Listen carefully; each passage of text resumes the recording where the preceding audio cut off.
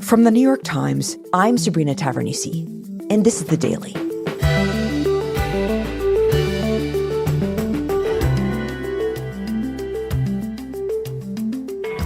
After 148 days on strike, one of the longest in history, writers for movies and televisions will return to work today with a deal in hand that amounts to a major win for organized labor in Hollywood.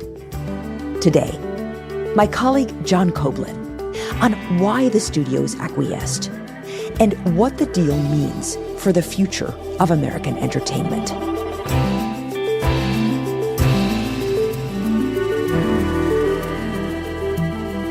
It's Wednesday, September 27th.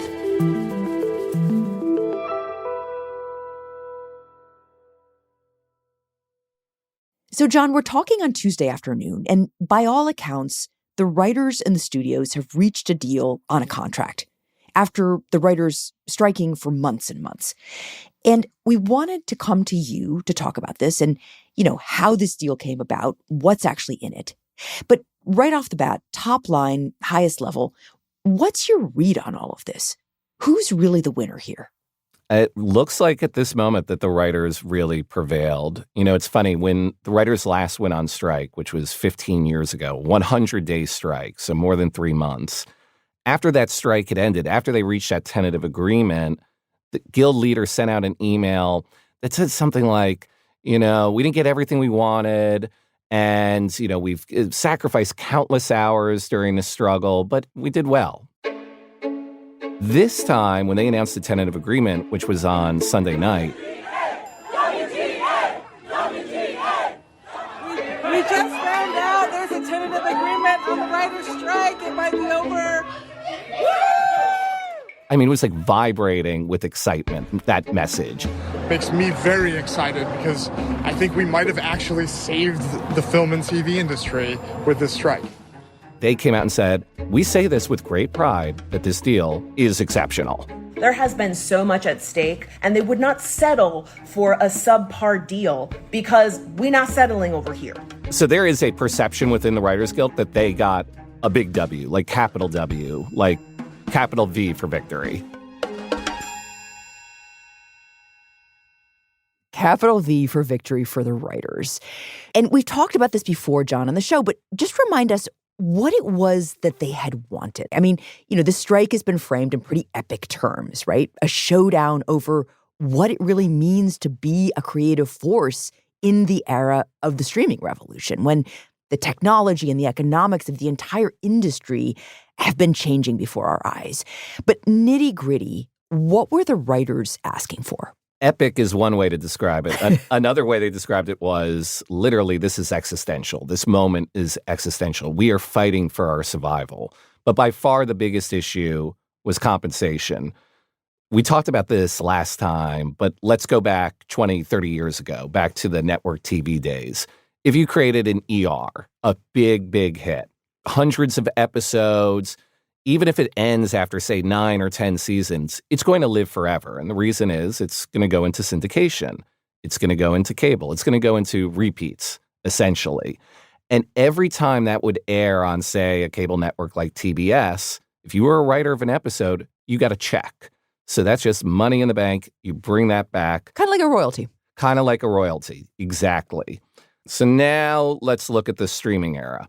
If you create a hit show on Netflix, let's say Bridgerton, you get a nice amount of money up front after they greenlit the show. That's great.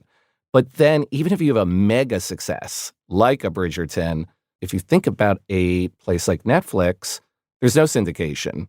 It just stays on Netflix. They're not licensing it to a cable network. Right. So the money you used to get after a show is a huge hit. That doesn't really exist in the same way. So writers are essentially asking for more money in several different places from the studios. Okay, so more pay was really the number one issue. What else were they asking for?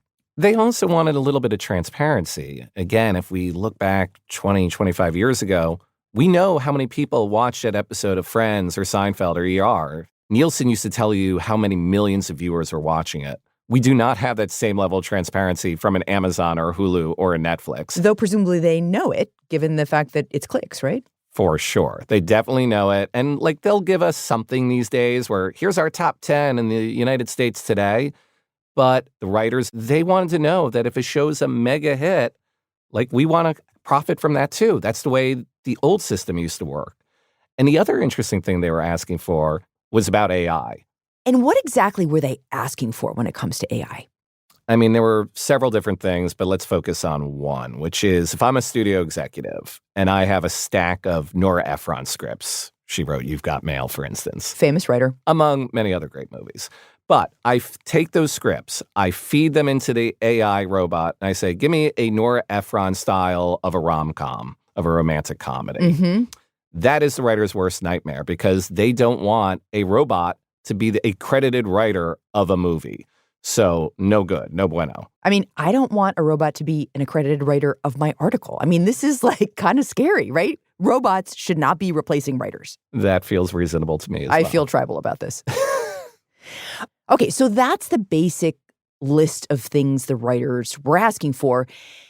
And now, Tuesday afternoon, we are about to live into the answer of what they got. What do we know about what they did get? So it's going to become more clear in the coming days.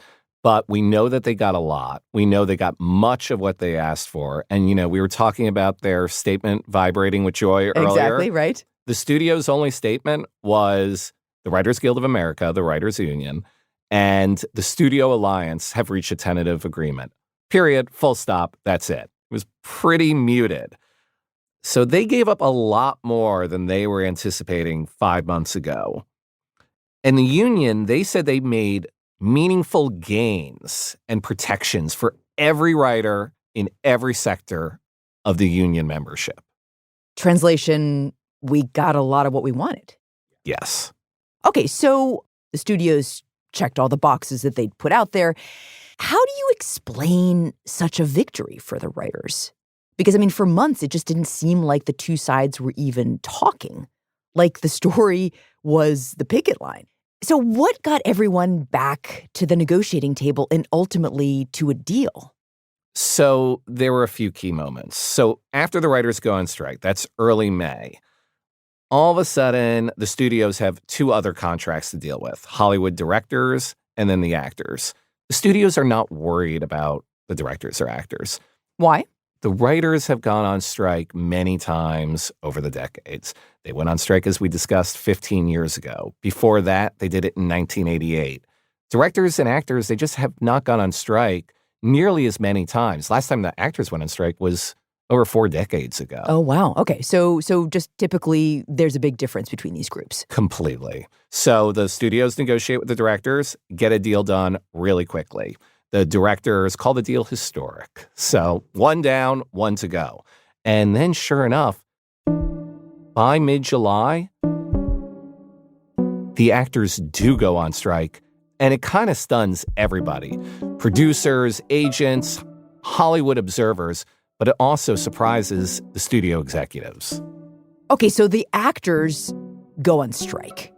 But what does that have to do with the writers? So by the time the actors go on strike, the writers have been on strike for 2.5 months. It's mid-July. It's getting hot outside. It's hot in L.A. It's hot in New York. They've been walking these picket lines for 2.5 months. And the actors' surprise strike, because everybody was caught off guard, there's suddenly wind at the backs of the writers. They're not so lonely on those picket lines anymore. It's this huge moment of solidarity. The actors and writers, they hadn't been on strike at the same time going back generations. It was since 1960. So it had been years. And that is what shut down Hollywood, because all of a sudden cameras can't roll anymore. You can't work without actors. It got the attention of everybody.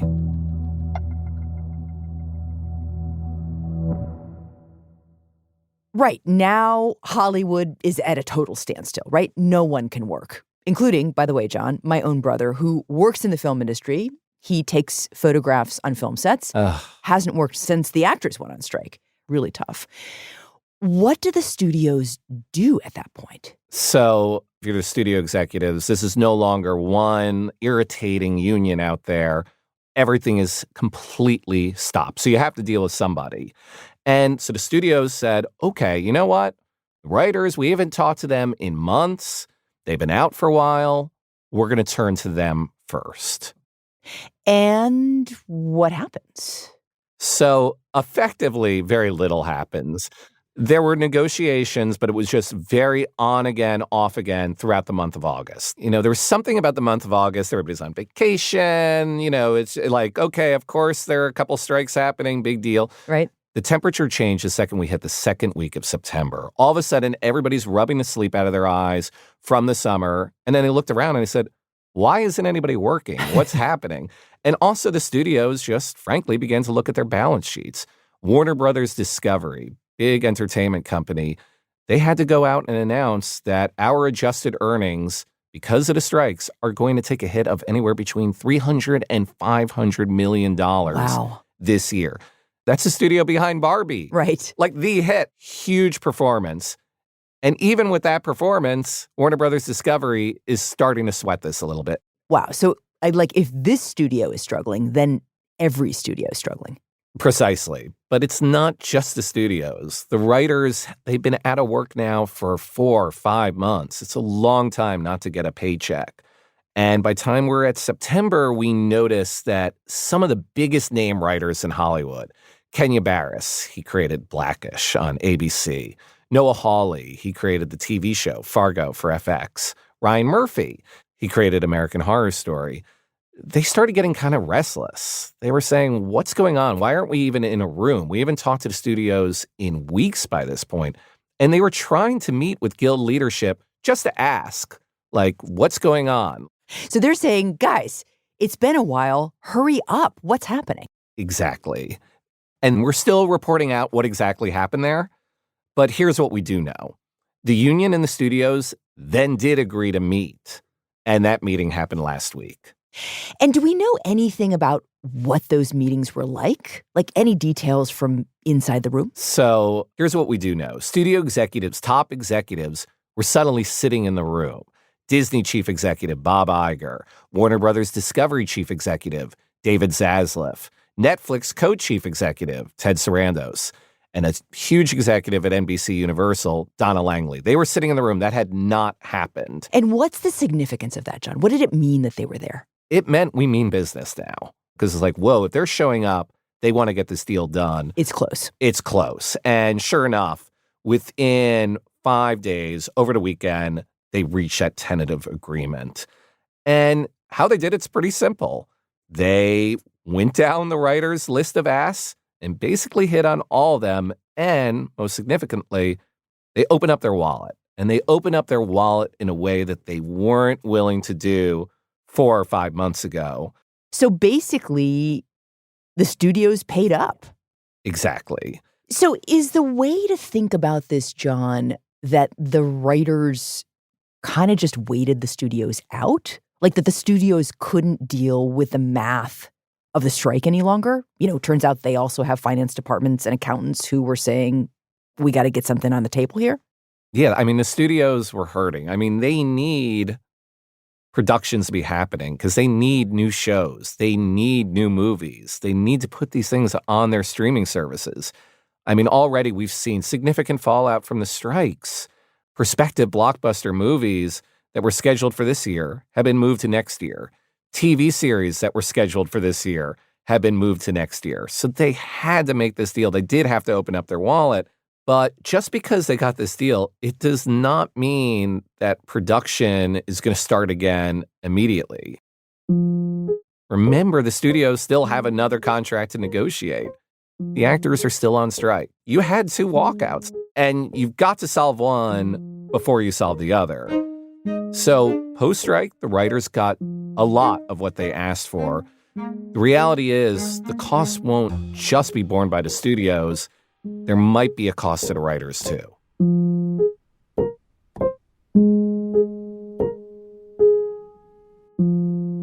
We'll be right back.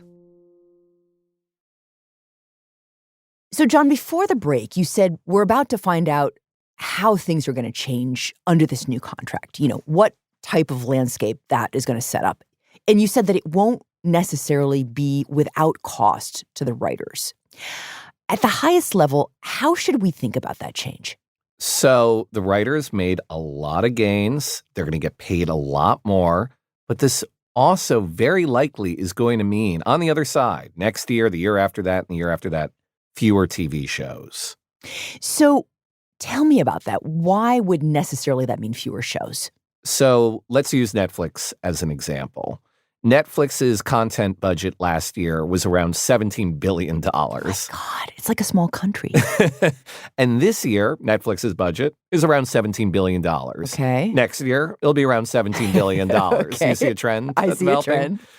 And if you're going to pay the writers more money, and you're eventually going to pay the actors more money, because they will get a deal at some point, the strike is going to end, well, something's got to give. Right. Then you don't have as much money to invest in the same number of TV shows or movies. Okay, same pie, but if each show costs more to make, each slice, then there are going to be fewer slices of the pie to go around.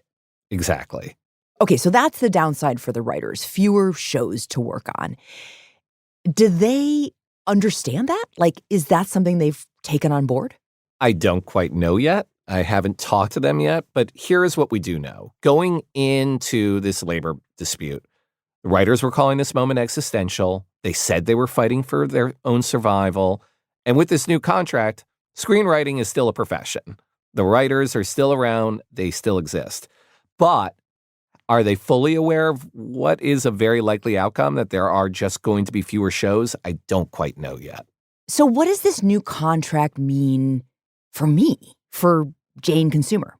Would you believe you may have to pay more money? Oh.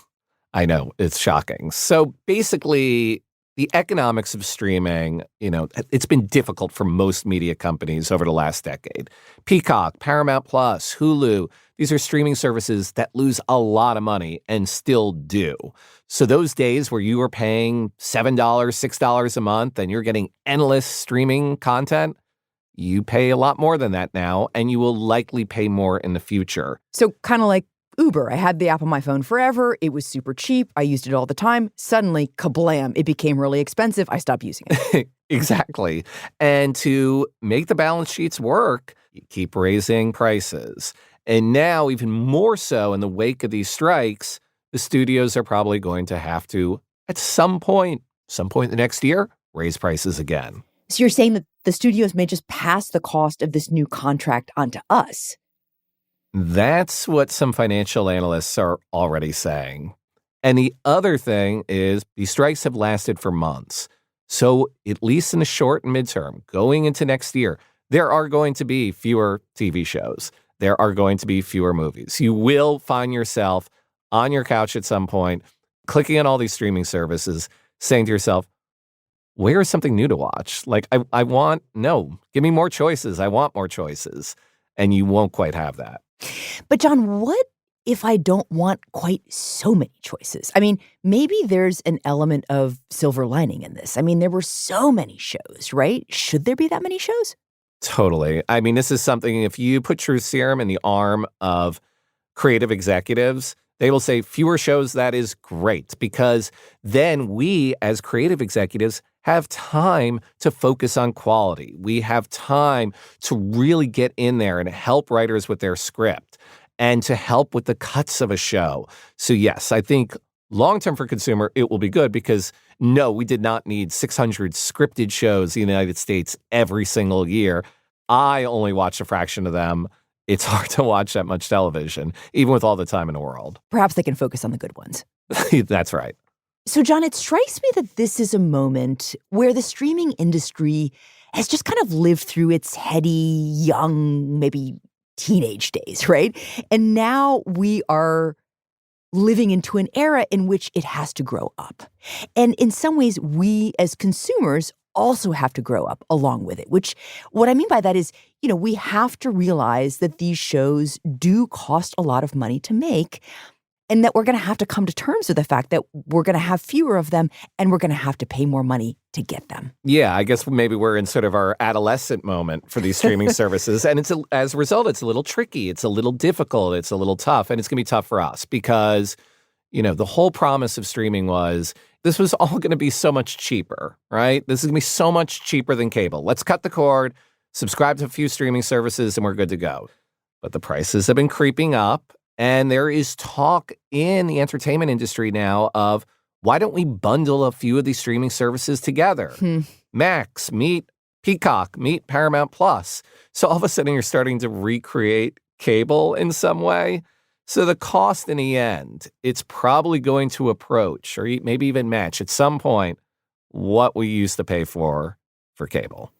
So, John, thinking about this moment we're in right now with streaming, and at the same time, what's emerging from this new contract, it's almost like we're going back in a way to that old model of TV and film. You know, the pre-streaming version where big entertainment companies made fewer shows, we paid more, but also the writers got paid more.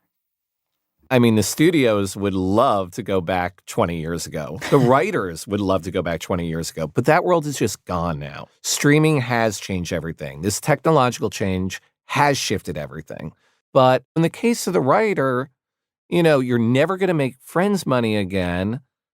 But if you do create a big hit on Netflix, if you do create, say, a Bridgerton, with this contract, it does set you up a little bit better.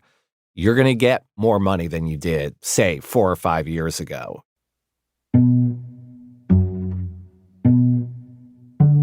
But what's kind of interesting, on the other side of the strike, the studios are over here, the writers are over there, and they're both kind of just stumbling their way into the future, trying to make this work. Streaming has changed everything. It's upended everything. And both the studios and the writers are just trying to figure out a way to make it to the other side when all of a sudden streaming is all that exists and cable television really doesn't exist or network TV doesn't really exist, that they both still are around. Writers are still writing and the studios are still making new TV shows, new movies. So the contract, in a way, is pushing our, adolescent, rambunctious streaming out of the house. Streaming goes to college.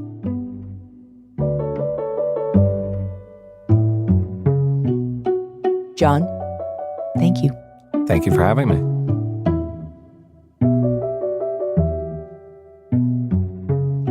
On Tuesday night, the Writers Guild of America made the details of its deal with the studios public for the first time. It included major concessions on how the writers are paid, including royalties for overseas viewing. It also guaranteed that the studios will not use artificial intelligence to rewrite original material. The union's 11,500 screenwriter members are expected to approve the 3-year deal in a vote that begins on Monday.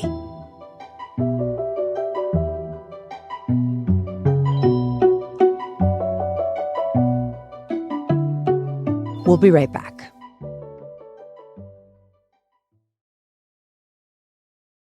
Here's what else you should know today.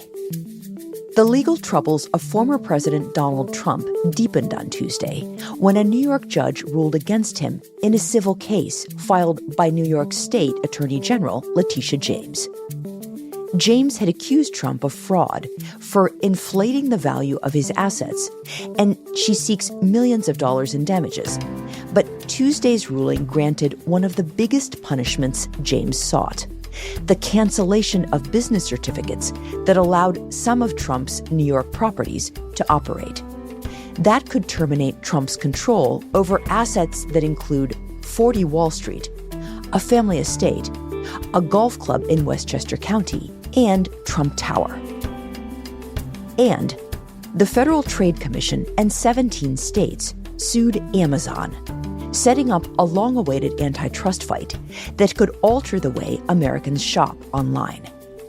In the 172-page suit, the federal government accused the e-commerce giant of protecting a monopoly over swaths of online retail by squeezing merchants and favoring its own services. The suit alleges that the retailer's tactics made it impossible for its rivals to compete. Finally, Ukraine acknowledged that there might be some uncertainty surrounding its claim that Russia's Black Sea Fleet commander was killed in a strike on Crimea. Kyiv said that it was, quote, clarifying whether Viktor Sokolov had in fact been killed. On Tuesday, Moscow released a video purporting to show the admiral alive. Today's episode was produced by Shannon Lin, Summer Tamad, Sydney Harper, and Rochelle Bonja. It was edited by MJ Davis Lin with help from Michael Barbaro.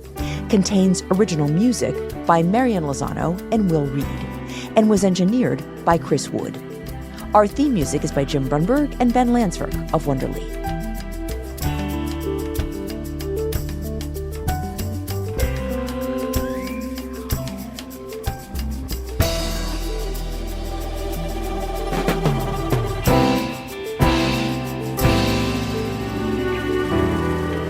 That's it for The Daily. I'm Sabrina Tavernise. See you tomorrow.